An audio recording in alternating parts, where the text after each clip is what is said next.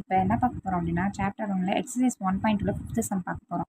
இது வரைக்கும் நம்ம பார்த்த சம் எல்லாத்துலையும் என்ன பண்ணிட்டாங்கன்னா எக்ஸ்னு ஒரு செட்டு ஒய்னு ஒரு செட்டு கொடுத்து ஏதாவது ஒரு ஃபங்க்ஷன் கொடுத்து நம்ம கண்டுபிடிச்சோம். ரொம்ப ஈஸியாக கண்டுபிடிச்சிட்டோம். ஆனால் இதில் என்ன பண்ணியிருக்காங்கன்னா ஒரு சென்டென்ஸாக கொடுத்துருக்காங்க. சரியா, ஒரு பேராவாக கொடுத்துருக்காங்க. இதை பார்த்ததுமே ஐயோ இந்த சம் கஷ்டம் அப்படின்னு யோசிக்கக்கூடாது. இருக்கிறதுல ரொம்ப ரொம்ப ஈஸியான சம். ஒரு கதை மாதிரி தான் இது. ஒரு கம்பெனியில் வந்து பார்த்தோம்னா ஒரு 4 கேட்டகரிஸில் எம்ப்ளாயிஸ் வந்து வேலை பார்க்குறாங்க. சரியா, அசிஸ்டன்ட்ஸு, கிளர்க்ஸு, மேனேஜர்ஸு, எக்ஸிக்யூட்டிவ் ஆஃபீஸர் அப்படின்னு வேலை பார்க்குறாங்க. ஒரு ஸ்கூல்னா என்ன பண்ணுவாங்க, ஃபஸ்ட்டு பிரின்சிபல் இருப்பாங்க, கரஸ்பாண்டன்ட் இருப்பாங்க, டீச்சர்ஸ் இருப்பாங்க, அது கீழே வேலை பார்க்குறவங்க இருப்பாங்க. அந்த மாதிரி நிறைய பேர் இருப்பாங்க. அது மாதிரி தான் ஒரு கம்பெனியில் வந்து ஒரு 4 டைப்ஸ் ஆஃப் கேட்டகரிஸில் எம்ப்ளாயிஸ் இருக்காங்க. Assistant, clerks, managers, executive officer அப்படிங்கிறது. அப்போ அந்த கம்பெனியில் வந்து பார்த்தோம்னா எவ்வளோ சேலரி கொடுக்குறாங்க அப்படின்னா 10,000, 25,000, 50,000, 1 lakh வந்து சேலரியாக கொடுக்குறாங்க ஒர்க் பண்ணுறவங்களுக்கு. To the people who work இந்த categories A, C, M and E respectively. இது ஏ அப்படிங்கிறது அசிஸ்டன்ட்ஸ்க்கு ஷார்ட் ஃபார்மாக, கிளர்க்கு ஷார்ட் ஃபார்ம், ஷி, மேனேஜருக்கு எம் அப்படின்னு ஷார்ட் ஃபார்ம்ஸில் மென்ஷன் பண்ணிக்காங்க. சரியாப்பா, இப்போ இங்கே மொத்தமாக தான் வந்து என்ன பண்ணிக்காங்க, சேலரி கொடுத்துறாங்க. எதுன்னு தெரியணும்ல. ஃபஸ்ட் இங்கே என்ன இருக்குது, அசிஸ்டன்ட்ஸு. அப்போ இங்கே ஃபஸ்ட் என்ன இருக்கோ அதுதான் உங்களுக்கு சேலரி 10,000. கிளர்க்ஸோட சேலரி 25,000. நெக்ஸ்ட் மேனேஜர்ஸோட சேலரி 50,000. எக்ஸிக்யூட்டிவ் ஆஃபீஸரோட சேலரி 1 lakh. ஓகேவா, இப்போ இது வரைக்கும் ஓகே. நெக்ஸ்ட் என்ன அப்படின்னா A1, A2, A3, A4 and A5 where assistants. அசிஸ்டன்ஸே மொத்தம் எத்தனை பேர் இருக்காங்க, 5 பேர் இருக்காங்க. அவங்கள A1, A2, A3, A4, A5 mention பண்ணுறாங்க. அதே மாதிரி கிளர்க்ஸ் 4 பேர் இருக்காங்க. அவங்கள C1, C2, C3, 4 அப்படின்னு போட்டுக்கோங்க. மேனேஜர்ஸ் 3 பேர் இருக்காங்க, M1, M2, M3. Executive officers 2 பேர் இருக்காங்க, E1, E2 அப்படின்னு.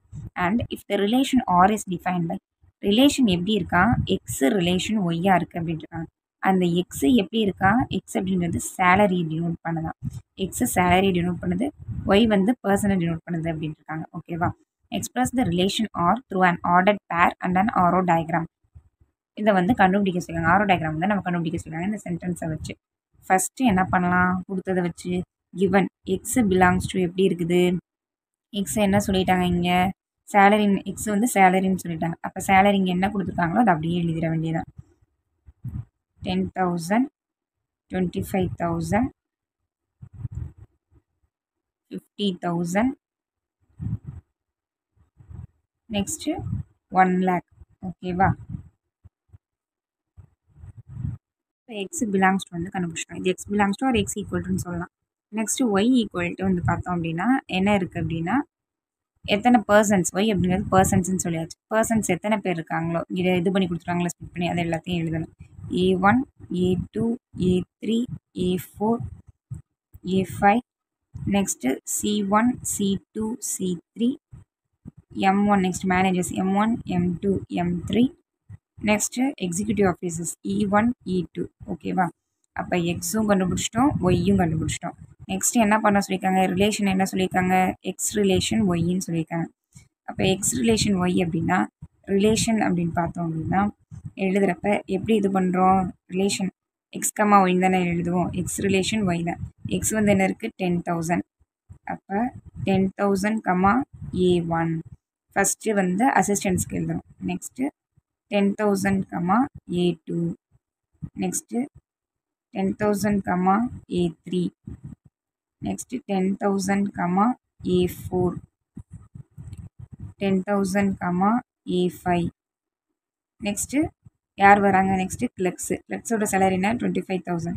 அப்போ 25,000 comma C1, 25,000 comma C2, 25,000 comma C3.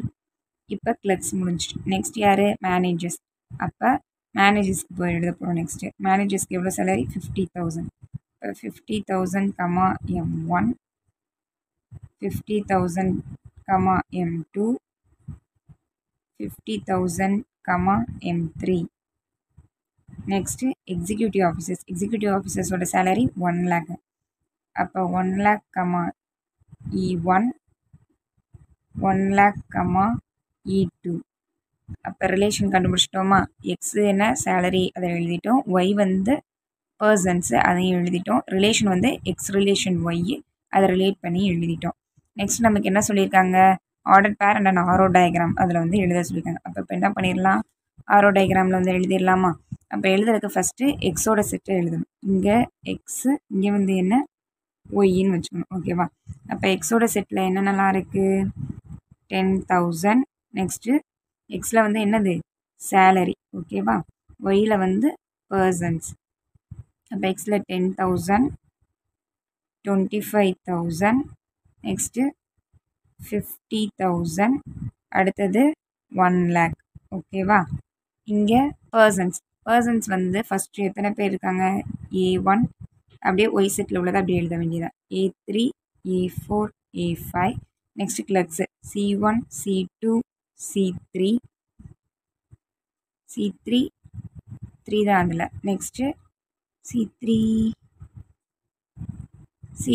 And என்னவும் இருக்குது, C4ம் இருக்குது. இங்கே C4 இருக்குது. அப்போ C4 இருக்கப்போ 25,000, C4 இங்கே நம்ம C4 விட்டுட்டோம், C4ம் இருக்காங்க ஓகேவா.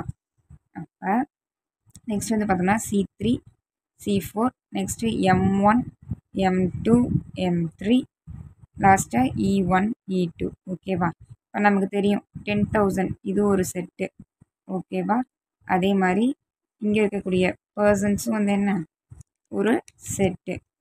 இப்போ 10,000 வந்து யாருக்கெல்லாம், ஃபஸ்ட்டு இருக்கக்கூடிய அசிஸ்டன்ட்ஸ்க்கு எல்லாருக்கும் என்ன 10,000 ஓகேவா. நெக்ஸ்ட்டு 25,000 வந்து கிளர்க்ஸுக்கு, அதுவும் என்ன பண்ணிட்டோம் பேர் பண்ணிட்டோம். நெக்ஸ்ட்டு 50,000 வந்து இதுவும் கிளர்க்ஸுக்கு தான். 50,000 வந்து மேனேஜர்ஸ்க்கு, மேனேஜர்ஸ் 3 பேருக்கும் ஓகேவா. நெக்ஸ்ட்டு 1 lakh வந்து எக்ஸிக்யூட்டிவ் ஆஃபீஸர்ஸ் 2 பேர்த்துக்கும். அப்போ எல்லாமே பேர் பண்ணிட்டோமா, அவ்வளோதான். ஆரோ டயக்ராம் கண்டுபிடிச்சோம். சிம்பிளான சம். 4 பேர் ஒர்க் பண்ணுறாங்க எம்ப்ளாயீஸாக, assistants, clerks, managers, executive officers. அவங்களோட சேலரிஸ் கொடுத்துட்டாங்க, உங்களுக்கு ஷார்ட் ஃபார்மாக மென்ஷன் பண்ணியிருக்காங்க. என்னுடைய ரிலேஷன் வந்து பார்த்தோம் அப்படின்னா எக்ஸ் அப்படிங்கிறது சேலரி, ஒய் அப்படிங்கிறது வந்து பர்சன்ஸை ரிலேட் பண்ணி எழுதுறதா இருக்கணும். எக்ஸ் அப்படிங்கிறது சேலரினால சேலரி எடுத்து எழுதிட்டோம், ஒய் அப்படிங்கிறது வந்து பர்சன்ஸில் எழுதுறோம். இங்கே C4 மிஸ் பண்ணியிருந்தேன், அதை கவனிச்சுக்கோங்க. C4 நெக்ஸ்ட்டு ரிலேஷன் வந்து சேலரி பர்சன், அதை வச்சு ரிலேட் பண்ணி இங்கே எழுதிட்டோம். நெக்ஸ்ட்டு ஆரோ டயக்ராம் வந்து என்ன பண்ணிடுவோம், 2 செட்டையும் தனித்தனியாக எழுதிடுவோம். எழுதிட்டு அந்த ரிலேஷன் கண்டுபிடிச்சதை வச்சு பேர் பண்ணி எழுதுறதா ஆரோ டயக்ராம். அவ்வளோதான், ரொம்ப சிம்பிளான சமப்பா. எப்போவும் கொஷினை பார்த்ததுமே ஐயோ இவ்வளோ பெருசாக இருக்கே அப்படின்னு பயப்படக்கூடாது. ரொம்ப ஈஸியான சமாதானம். அதை எந்த ஒரு சமயமே நம்ம புரிஞ்சுக்கிட்டோம்னா ரொம்ப ஈஸி. படிக்கிறப்ப அப்போ ரொம்ப ஆர்வமாக இருக்கும். புரிஞ்சாப்பா எல்லாருக்கும்?